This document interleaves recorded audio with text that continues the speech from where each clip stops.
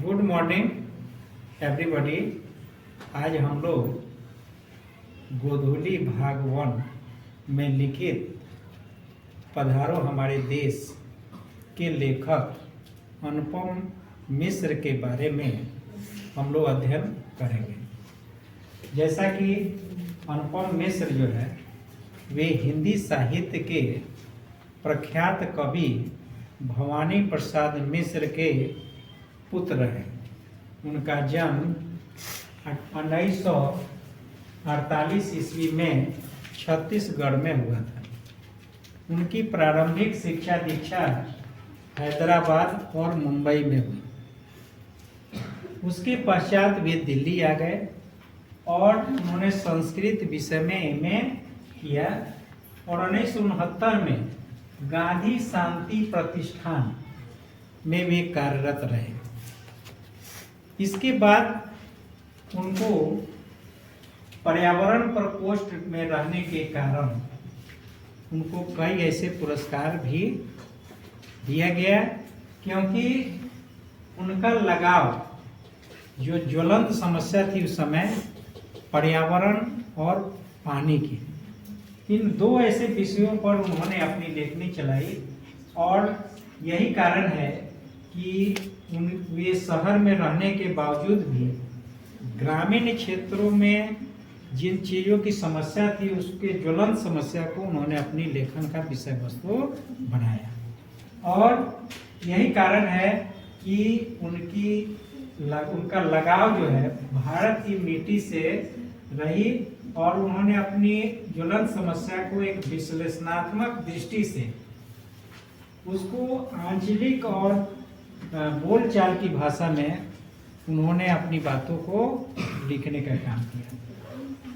पानी के अपव्यय, तेजी से हो रहे संकट, बढ़ते हुए संकट और मच रहे हाहाकार को लेकर उन्होंने पानी से रिश्ता यानी पानी से रिश्ता बनाकर पानी को कैसे व्यवस्थित किया जाए, उसको बनाए कैसे रखा जाए, इस बारे में उन्होंने लिखा। उनकी दो किताबें हमको देखने को मिलती है। आज भी खड़े है तालाब, उनकी पहली रचना है आज भी खड़ी है तालाब, और उनकी दूसरी रचना है राजस्थान की रजत बूंदें।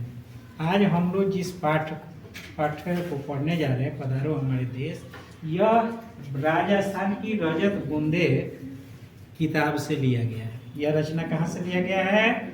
राजस्थान की रजत बूंदों से लिया गया है।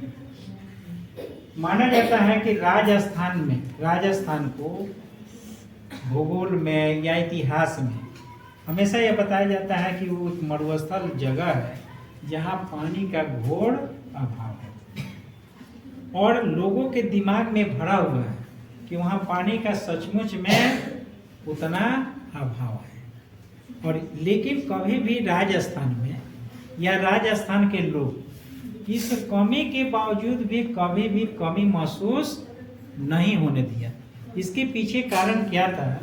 ऐसा माना जाता है कि जहाँ बालू होता है वहाँ कभी कोई नदी या जरूर नहीं तो समुद्र, क्योंकि पूरे राजस्थान में बालू है, मरुस्थल है, तो निश्चित रूप से जानिए कि वहाँ पहले समुद्र रहा होगा। अगर छोटे एरिया में बालू है तो नदी रहा होगा।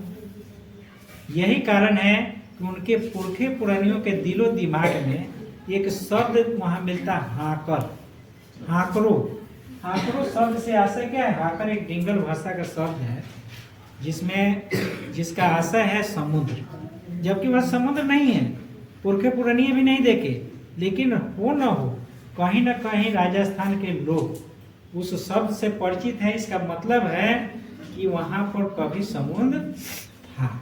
और यही कारण है कि समुद्र के कई नाम मिलते हमको, जैसे सिंधु हुआ, सरतापति हुआ, सागर हुआ, बड़ाद्वीप, बड़ निर्बार हर, तेल भी, ये सब कहीं न कहीं समुद्र के पर्यायवाची शब्द हैं। और इस पर्यायवाची शब्द में कहीं न कहीं उदारता भी है और उनकी दरिया समुद्र की तरह दरिया दिली भी है। यही कारण है कि लाखों वर्ष इस समुद्र को मरुस्थल बनने में लगे होंगे और उस मरुस्थल बनने के बावजूद भी लोगों ने क्या किया कि उस पानी की बूंद बूंद लोगों ने क्या किया, इकट्ठा किया उसको तालाबों में, कुइयों में, क्या कहते हैं, बावलियों में, यानी जहाँ भी उनको लगा पानी की बूंदों को उन्होंने क्या किया, सहेजा। और आज यही कारण है कि वहाँ राजस्थान में पानी नाम की कोई कमी नहीं दिखती है। माना जाता है कि जहाँ पानी का अभाव होता है वहाँ जनसंख्या कम होती है, कम दिखती है, जैसे अन्य मरुस्थलों में हमको देखने को मिलती है। लेकिन राजस्थान में ये सारी समस्या हमको नहीं है। बहुत सारे ऐसे राज्य हैं, बहुत से ऐसे जिले हैं जहाँ पर आज भी जनसंख्या अन्य शहरों की तुलना में कम नहीं है। हाँ, जैसे ही पूरब से पश्चिम की तरफ राजस्थान में बढ़ते हैं, पूरब से पूर्वी राजस्थान और पश्चिमी राजस्थान, तो निश्चित रूप से पश्चिमी राजस्थान में पानी की मात्रा धीरे धीरे क्या होती जाती है, कम होती जाती है।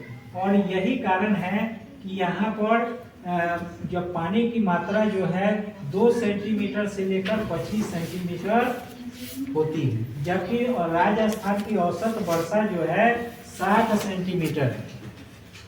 कितनी सेंटीमीटर है, 60 सेंटीमीटर है। लेकिन भारत के राष्ट्रीय औसत है 110, यानी पूरे देश के औसत का आधा है।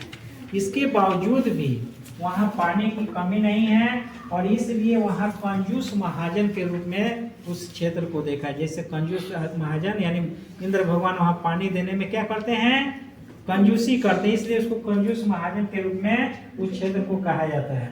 और इस क्षेत्र में कौन कौन सा क्षेत्र आता है, जिधर बिल्कुल बारिश की मात्रा बहुत कम होती है, उसमें जैसलमेर है, बीकानेर है, चूरू है, गोधरा है, गंगानगर है, ये सब राजस्थान का पश्चिमी भाग है। यही नहीं, जबकि मशीनराम या अन्य जगहों पर 500 सेंटीमीटर से अधिक वर्षा होती है। लेकिन माना जाता है कि यहाँ के लोग मेहनत से, परिश्रम से उस मरुस्थल में पानी को इकट्ठा किया, सजोया। आज पानी की कोई कमी नहीं है। कहा जाता है कि महाभारत का जब युद्ध हुआ, युद्ध जब समाप्त हो गया, तो श्री कृष्ण जी अर्जुन जी को लेकर द्वारका जा रहे थे, तो इसी मरुभूमि से होकर जा रहे थे। वहीं पर त्रिकुट पर्वत पर एक ऋषि जो है उत्तुंग ऋषि, एक वहीं पर तप कर रहे थे। तो तप करने के पश्चात उनके तपस्या को देखते हुए भगवान ने उनको क्या दिया, एक आशीर्वाद, एक वर मांगने के लिए कहा। तो उन्होंने कुछ नहीं मांगा, उन्होंने क्या मांगा, उन्होंने कहा कि इस क्षेत्र में फिर से वैसे ही पानी हो जाए जैसे पहले पानी थे। और भगवान ने उनको क्या कहा, ये मस्तु, और ऐसा ही हो गया। यानी उनका ये वरदान है, आशीर्वाद है कि आज भी वहाँ पानी के कमी के बावजूद भी पानी की कोई कमी नहीं दिखती है। यानी अगर राजस्थान में सभी हैं, लेकिन असली मरुनायक कौन है, असली मरुनायक श्री कृष्ण जी हैं। यही कारण है कि यहाँ श्री कृष्ण जी यहाँ धरती धोराड़ी, यानी आंकड़ों जो सूख गए हैं उसको धरती धोराड़ी कहा गया है। और मरवाड़, मेवाड़, ढूंढाड़, कोरवाड़, हड़ौती, ये छोटे छोटे जो है नाम जो है श्री कृष्ण जी, कई ऐसे छोटे छोटे भागों में बटा हुआ है राजस्थान। आज बूंद बूंद के मामले में पानी की बूंदों की कहीं भी कोई कमी नहीं है। धन्यवाद।